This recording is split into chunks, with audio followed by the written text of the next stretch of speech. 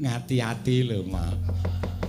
Iki ketoke bocah enom ning dugal kewarisan paman sampun semelang. Kula mboten ajrih kaliyan Antasena. Antasena menika namung sak anak kula.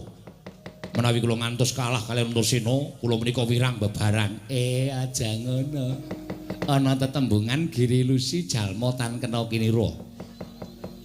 Pak Di Kartomarma. Iya nggih, Antasena. Ngopo, Dik?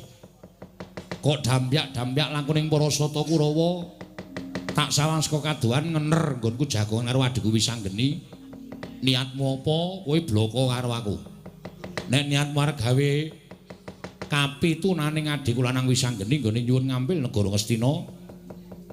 Aja nganti kowe adu arep karo Wisanggeni ning adu arep karo Antasena. Arep aku bocah wingi sore nek mengkon mutheng-mutheng Pak Di Kartomarma, aku ora bakal wedi. Ngandel ora.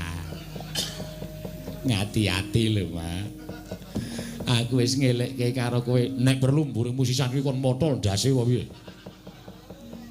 Apa aku ora ngapa-ngapa. Ora urung ya ora wani kok. Wisanggeni bali apa ora Antasena?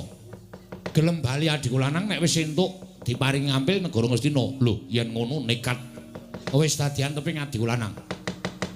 Wani karo Pak Demu Kartomarma sing tak wedeni apamu ora minggat. Tebak dadamu kene marganing patimu. Kene, Pak D, nek arep kewirangan karo anakmu lanang aja isin lho kowe.